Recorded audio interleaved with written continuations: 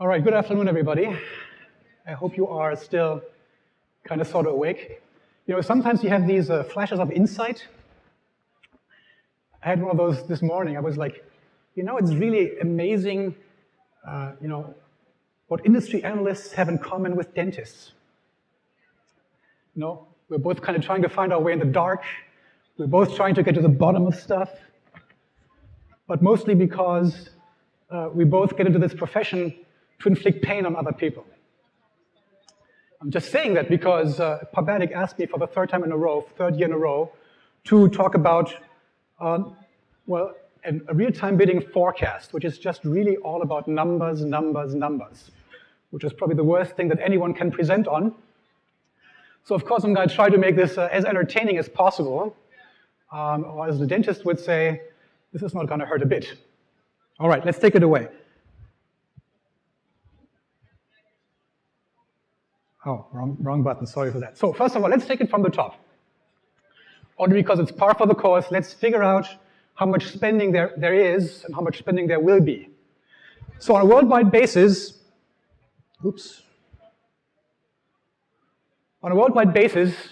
last year, about $2.7 billion were spent on RTB worldwide.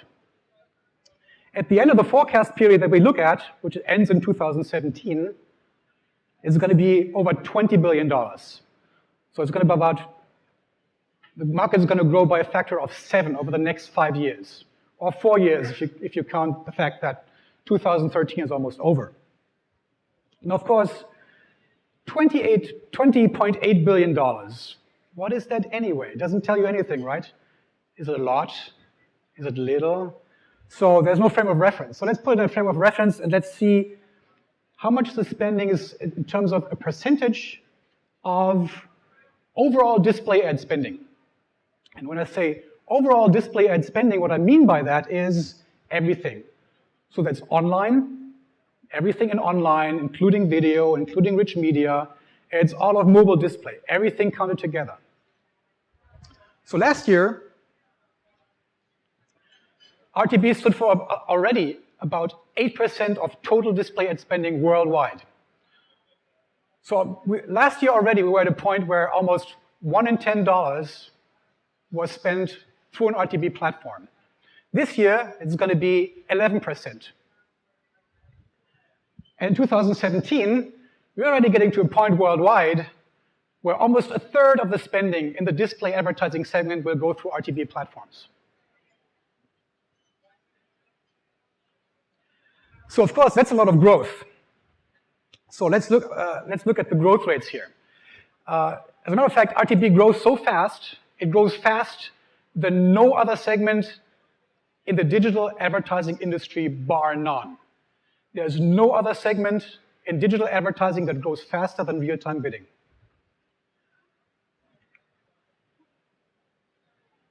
Now these are annual average growth rates, CAGRs, for the next 5 years.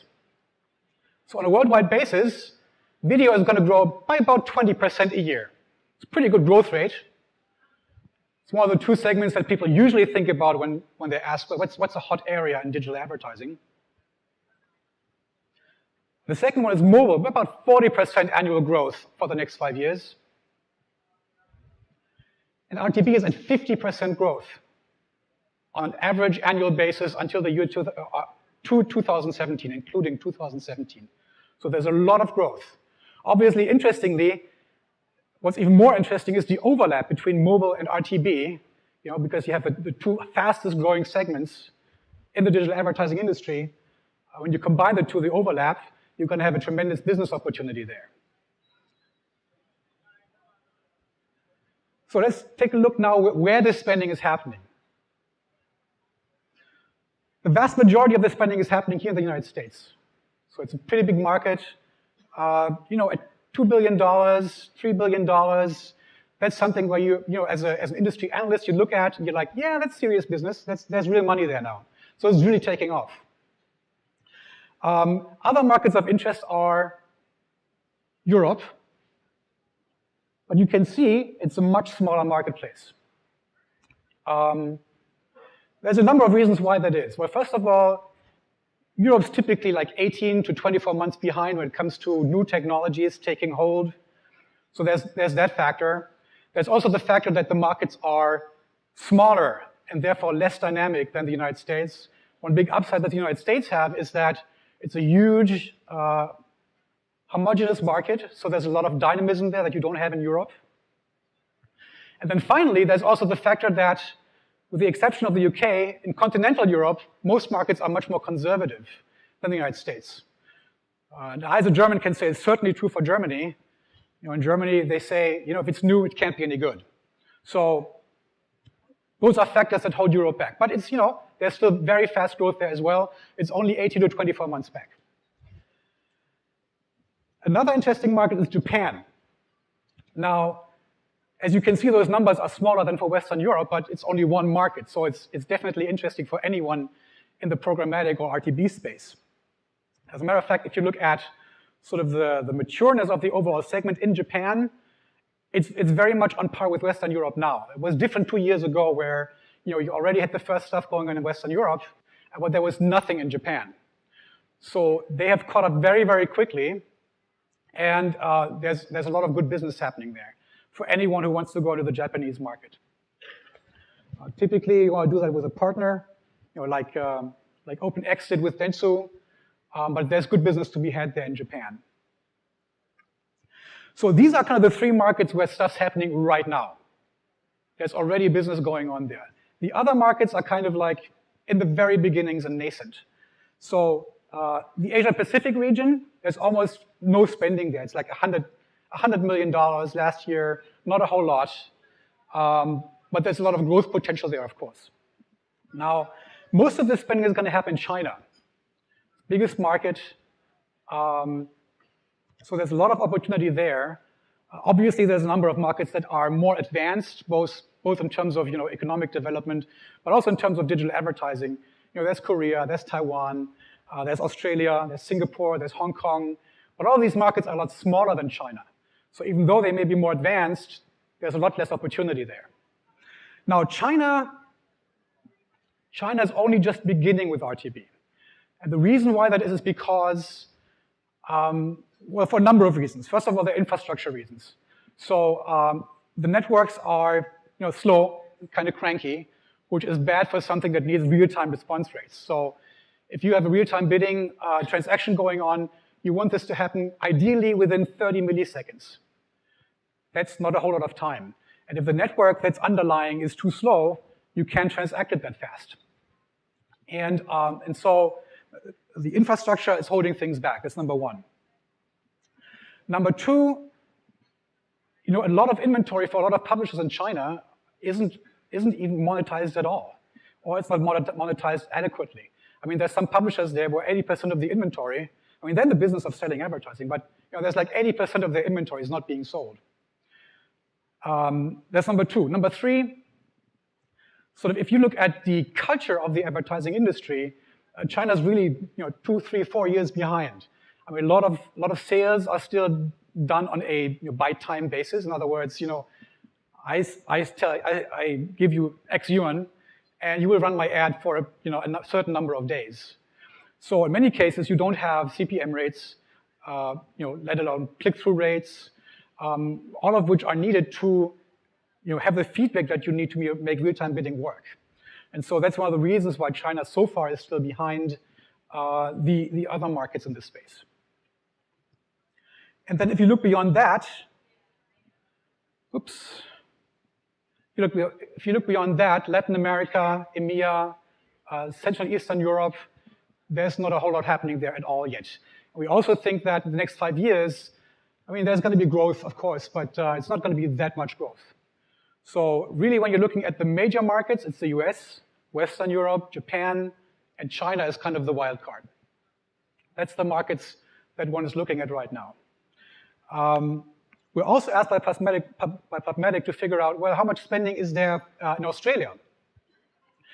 Australia, as I said before, for the other markets, it's pretty advanced actually in terms of RTB, but the market overall is fairly small. So there's not a whole lot of spending there. But it is very advanced in terms of maturity, the penetration of the market with RTB. So where's all the money coming from? So the major source right now is indirect sales. You know, it's used to be remnant inventory. Now it's called tier 2, tier 3, or class 2, class 3 inventory, which is being sold. Used to be sold manually through advertising networks. Then came advertising exchanges that sort of automate the whole process. And now it's RTB that's taking it to the next level. And because RTB is has been born in that segment, that's why most of the growth comes from that segment. But as you will see in a little moment, I'm going to talk a little bit more about that. That growth is going to slow down pretty soon. So there are other sources which are also interesting for RTB. There's video sales. There's some of that now, and there's going to be a considerable amount of growth there. But we think it's going to be sort of a minor contributor in terms of overall revenue. The reason why that is two reasons. One reason is that there's just not enough inventory to go around.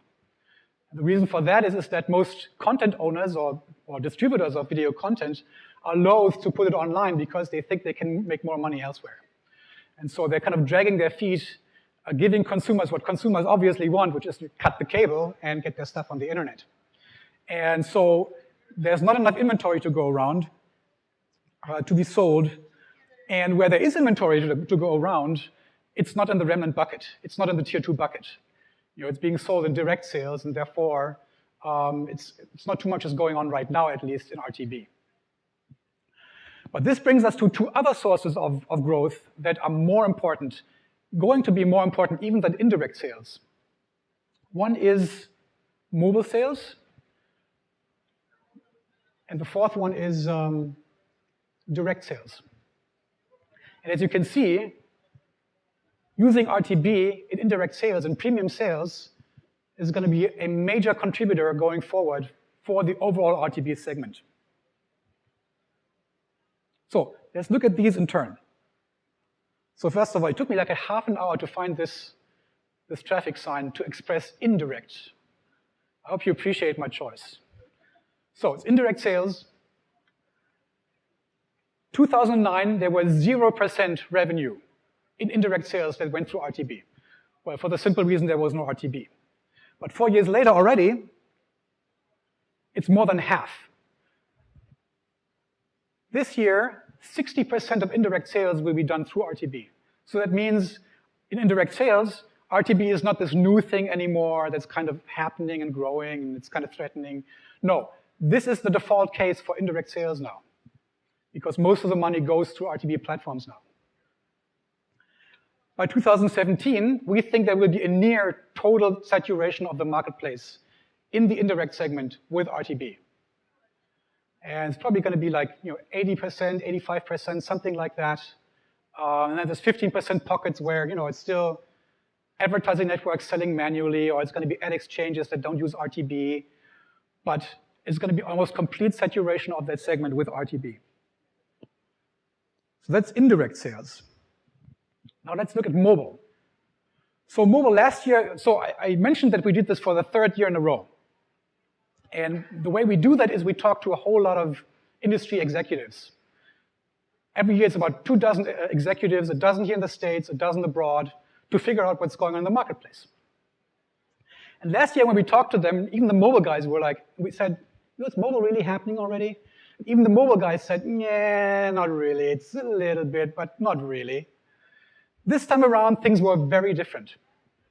So this time when you talk to people, you can really feel a groundswell building up. There's not a whole lot of business yet. Even in the United States, probably like $100 million last year, so not a whole lot, but it's growing very, very quickly. So for instance, when we talked to this one advertising exchange, NextAge, and they said, in 2011, about 12% of our impressions on our ad exchange were treated using RTB. 2012, it was twice that, 25%. This year, they're already at 50% of their impressions being sold using RTB. So you can see how this is growing very, very quickly. And we think, as a matter of fact, we think that 2014 is going to be the year when this really takes off. So we think spending is probably going to quadruple next year, is what we estimate, based on the past numbers that we see. And as a matter of fact, I think that there's a couple more things I want to mention here when it comes to mobile RTB. One is the fact that if you look at the overall relationship between online and mobile, I think for a lot of people, even in the industry, they still feel like, yeah, mobile is this new thing, and there's online, mostly online, and there's also some mobile. But that's not what's happening. What's happening is that mobile is crushing online. It's going to crush online. It's not happening today, not happening next year, probably not going to happen the year after. But if you look at 5 years, 10 years, mobile is completely going to eviscerate online. And the reason why that is because consumers will dump their PCs. There's no reason to use a PC for a consumer to begin with. It's too expensive, it's too hard to use, it breaks all the time, it's not really mobile, all of which is not true for smartphones and tablets. So consumers are like, well, the only reason why the PC was because there was an alternative to begin with. So now they're all flocking to the mobile device, and that's why you see this growth in mobile. And advertising is going to follow. We're going to see a point where, few consumers will have a PC at home because there's no need to. And when there's no PCs in households, there's no online advertising. We can already see how online is massively losing market share to mobile in terms of the overall market. Now, what that means is that if you look at RTB, it applies to online, sure, but where the future is really going to happen for RTB, that's going to be the mobile space. And as I said, it's beginning this year, it's probably going to take off next year, so there's going to be a lot of stuff going to happen in the mobile space in terms of RTB. So that's mobile. Video I already talked about. Let's see what else we have. Direct sales. So I said, in the long term, that's going to be the major growth source for RTB, besides mobile. Now, as you know, the last year, the RTB vendors, the RTB players, they realized, we're saturating the indirect segment pretty quickly. We better look for something else as a source for more revenue. And so obviously the next thing is direct sales, premium sales. So what they tried to do last year was they offered to publishers private marketplaces. Private marketplace works just like any RTB platform. Use the same pipes, use the same platform, but it's much more control. So it's a limited number of publishers that feed their inventory into the marketplace, and it's a limited number of buyers that can have access to this inventory. And as you may also know, the commercial significance of private marketplaces is minimal. Last year it was maybe 0.5% of premium sales. This year it's going to be maybe 1% of direct sales, so not a whole lot. It's pretty small. And we also don't think it's going to have a commercial significance a lot more than that going forward. The reason why that is because, it's an exchange. And exchanges work well if there's a lot of liquidity. So you need a lot of people offering inventory, a lot of inventory, and you need a lot of buyers buying that inventory, competing for that inventory. That's when an exchange works well. Now, what a private marketplace does, it artificially reduces that liquidity. So it's kind of an oxymoron. A private marketplace is an oxymoron. I mean, it's like the things that make it work in the first place, you take away. So that's not going to change, and therefore, there's going to be not a whole lot of growth, I think, in private marketplaces. What they did do, though, what they will continue to do, though, is they will allow publishers to stick a toe into the water without having to be afraid to drown. So they allow publishers to gain experience, learn about RTB, and sort of, address their fears, and realize, hopefully, that RTB is not their enemy, it's their friend. Now, What RTB vendors do today, this year, is sort of the next step of that. It's called guaranteed upfronts. So before I explain what guaranteed upfronts are, I should probably also say that there's like a half a dozen terms for the same thing out there right now. Guaranteed upfront, forward markets, programmatic premium, programmatic upfront, programmatic guarantee. There's like a half a dozen of them. Most of which I think are terrible, because most of which have the word programmatic, and that's not a good thing because programmatic and RTB is not the same thing. Programmatic is really everything that is done by a program. So it's a software platform that trades inventory. So any ad exchange transaction is programmatic. But not every programmatic transaction is also RTB. RTB is sort of sitting on top of that. It's the next step up. It's where you don't trade inventory by a bucket of 1,000 impressions or more, or multiple of that. No, you trade them by an impression basis as the impression becomes available on a user's machine when they pull up a page. That's where it gets traded, during the time when the page loads. And so it's not the same thing. So I think that the term guaranteed upfront is much better than anything that involves the word programmatic because it's misleading. It makes the industry prone to misunderstanding, which I don't think is a good thing. So what is guaranteed upfront? Guaranteed upfront is the attempt to use an RTB platform to transact direct sales. In other words, the stuff that usually today salespeople do. And the idea is to give publishers the benefits of RTB while retaining some amount of control for them in terms of their margins. And for the advertisers, to give them the upsides of RTB while still having the planning certainty, which they don't have in RTB today because RTB is a spot market. So you can only trade stuff as it becomes available. There's nothing else you can do. Whereas in direct sales, the opposite is true. In direct sales, what you say is, you advertiser, you give me $1 million for stuff that doesn't even exist yet. It's only going to exist next month, and then we will deliver it to you. That's how direct sales works. And RTB is the attempt to replicate that only with a more advanced platform. So what is upfront about it is that the agency or the advertiser pays upfront for what's later to be delivered, namely the impressions. And that's just the same as in any direct sale today. So you pay upfront, and then the ad is going to be placed later on down the road. What's guaranteed about is that every contract between the publisher or the platform, the RTB platform, and the advertiser is going to come with guarantees. It can be any number of guarantees. The most common ones are the publisher must not exceed a certain maximum amount of campaign budget. The eCPM rate must be below a certain threshold. They must deliver a certain number of impressions. Or they must guarantee a certain win rate. Of all the impressions that become available to reach a certain audience, you will get a guaranteed amount of 20%. We guarantee that to you, advertiser. Very interesting for stuff where inventory is very scarce. For instance, political campaigns. You want to reach certain people who are switch voters, independents, very impressive, very expensive to reach audience. And you can guarantee a certain reach within that audience by setting a certain percentage rate, guaranteed percentage rate.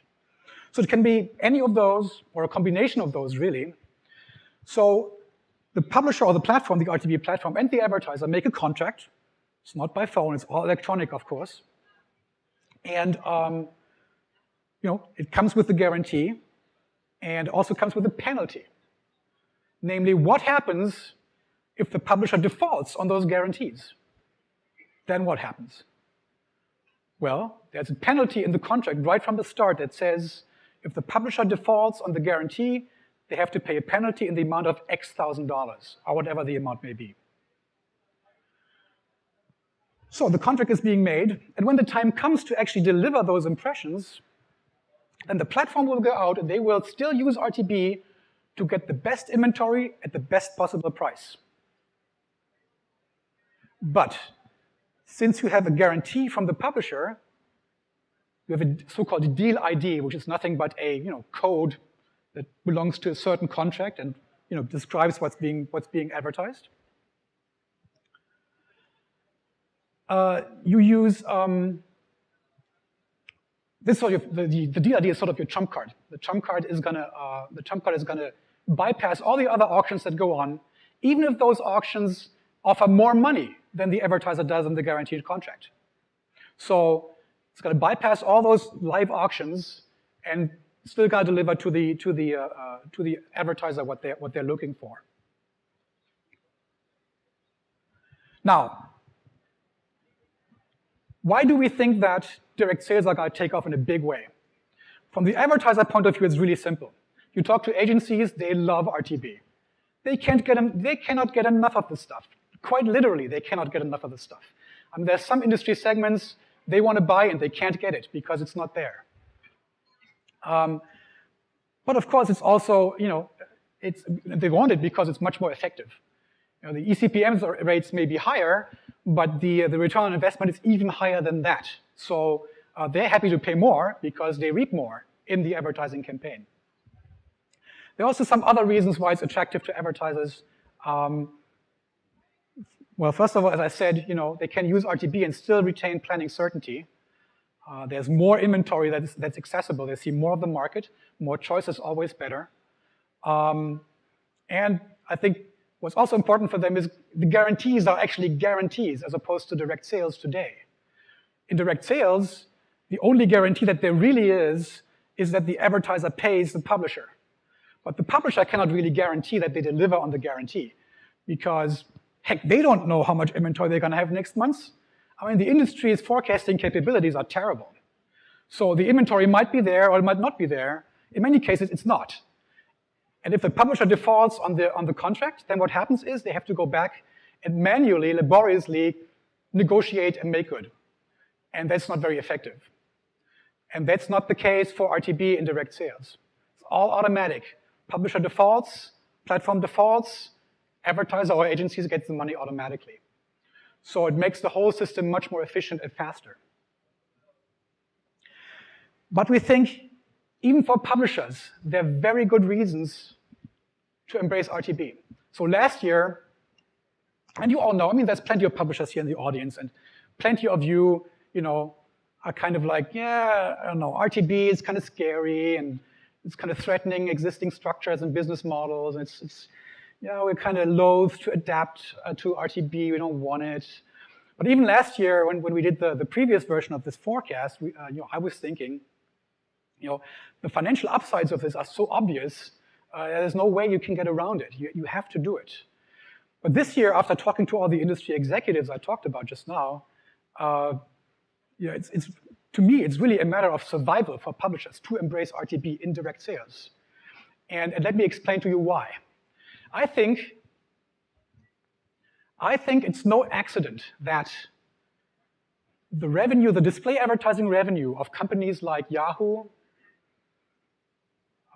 until recently also AOL, MSN, that they stagnate in a segment that's still growing at anywhere between 12 and 20% a year. How do you even do that? And the reason why they do, the reason why they sort of just sit there and with little growth is because they're trying to sell something that fewer and fewer people want. Because the agencies, they want programmatic and they want RTB. They want the accountability. They want the feedback loop between campaign effectiveness and campaign itself. They want to see more of the market. They want the market to be more liquid. All of those things. And at the same time, you look at Google and you look at Facebook, and their display advertising revenue goes through the roof. And the reason why that is because all programmatic. It's all RTB. It's because the agencies want that kind of trading. I've talked to one guy, and he said, you know what, Karsten? Here's what I think. Google doesn't have a rate card. We can sit here all day and debate whether or not we should embrace RTB. In the meantime, Google is stepping on the gas, and guess what? They're 10 times bigger than we are. So So I think there's very good reasons for publishers to embrace RTB, indirect sales. For one, there will be more business because you see more of the market. You see more demand. So that's number one. Number two, in many cases, I think, one of the things that publishers say, the reason why they don't want to embrace RTB is because, well, we don't have any control of the pricing anymore. Now we have rate cards, but then somebody else is going to make up the price, not us. That's kind of scary. It's, we're in control of our revenue, right? And so they say, a transparent market is good for the buyer. It's not good for the seller. For the seller, an intransparent market is better. And that's why it's so hard to buy a used car, because the car tradespeople know more about the market than you do. Same here in advertising. So they want to stick with an intransparent market because they feel like it's going to protect their business. But the truth of the matter is, well, the buyer doesn't have transparency, but the seller doesn't either. They don't know how much the inventory is really worth. For all they know, it could be twice what they charge, or 5 times what they charge. They don't know. And that's because there's no price discovery mechanism in place that actually figures these things out. With RTB, there is. So not only do they stand to make more money, they also stand to save money. Because when there's automation, there's less headcount, and where there's less headcount, there's fewer expenses. And higher revenue and lower expenses means more profitability. And that's something that you can drag your feet on only for so long, I think. So eventually, you'll have to go there, and you have to realize those efficiencies that are already there for you to take.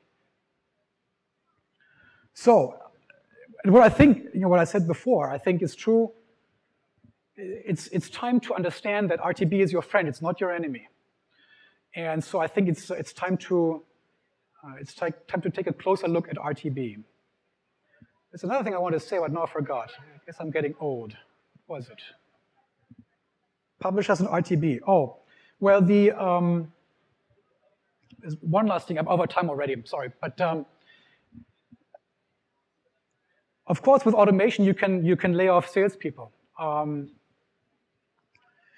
So what I think is going to happen, there's going to be fewer salespeople. Nobody likes change. Nobody likes to lose their jobs. But it is what it is. This is going to happen, whether we like it or not. So sales is going to still exist in a smaller form, but it's going to be more consultative. It's going to be more about custom executions. It's going to be more about native advertising. It's going to be less about just selling stuff. So it's going to be actually a more interesting, more challenging job, I think, in the future. So anyway, maybe I should skip that. Do I have a couple more minutes? No? Okay, I'm being told off. I'm just going to do it real quick, just 20 seconds. So people tell me, when I talk to them, they tell me, RTB in direct sales, it's not really all that much better than direct sales.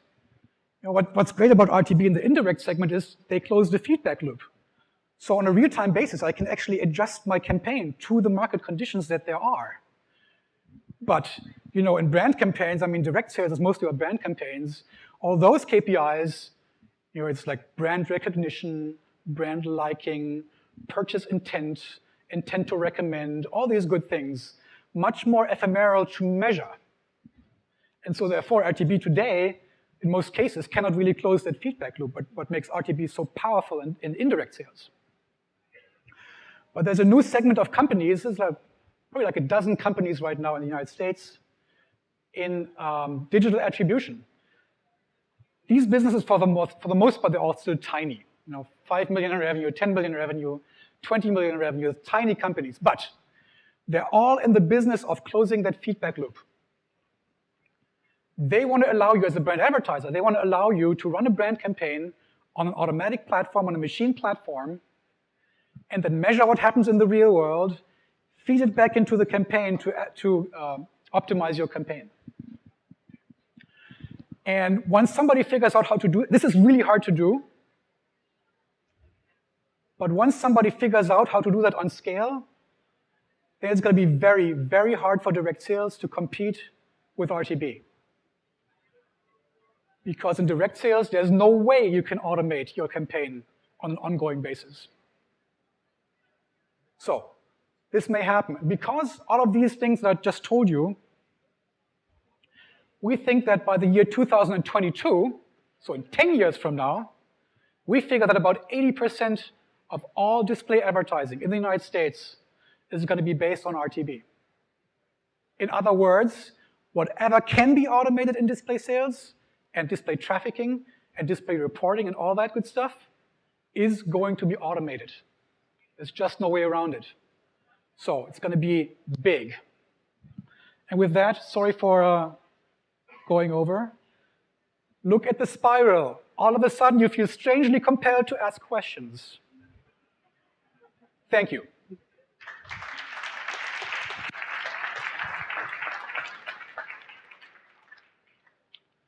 Are there any? Come on, there's going to be one or two. Yes, madam.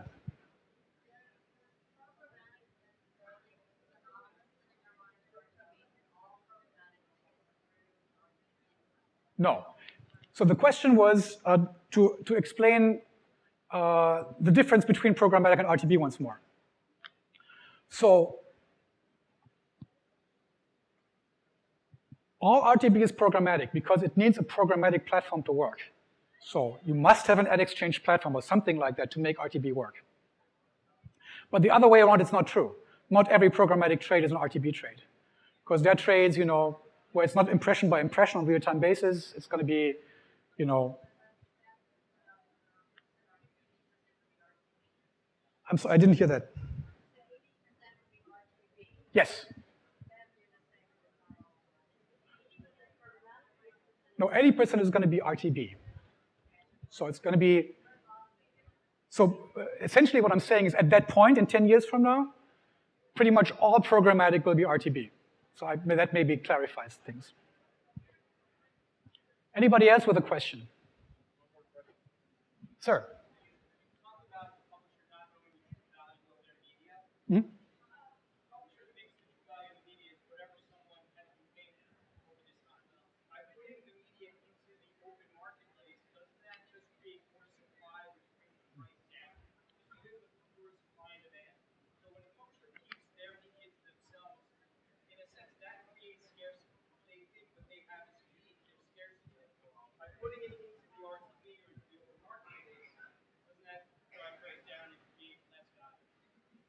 Well, a couple of things. So it is true that if you put your inventory on the open market, there's more supply. But the question is, what kind of supply? So the advertiser typically needs very, very particular inventory. So it doesn't really matter if there's like, you know, twice the amount of inventory, more supply, because they're only looking for particular inventory anyway. And then it's about the competition for that particular kind of inventory, which as a matter of fact, because there's more bidders, might drive prices up, not down. Which, you know, the thing is in the industry, you know, there's like a case study or maybe two that really goes into the question, well, does RTB actually improve eCPM rates? In those cases, it did. But it's not true that, you know, there's like a bunch of research on this. But what I hear from many places is that yes, it increases eCPM rates. Same as more, you know, more liquidity is always good. It's an economic fact that a buyer who is in a marketplace to buy something, if they don't know what they're buying exactly, which is true in direct sales, they're going to discount the price because they don't really know what they're getting. You know, if I go to Yahoo and buy X inventory for next month, I don't really know what I'm going to get. With RTB, that's different. Here, I know what I'm getting, and that they will also raise prices. And finally, if you have an open marketplace, it also means you have more competition on the bid side. So you have more advertisers, more agencies competing for the same inventory. There's a study done by a company called AdMeta, I believe. They actually tried to figure that out. They ran their business for a little while with a certain amount of advertisers and then increased the number of advertisers. And they found there was a strong mathematical correlation between the number of bidders and the eCPM rate, which went up. So I think it makes a whole lot of economic sense to assume that, that eCPM rates might go up. I think it's going to be good business for publishers.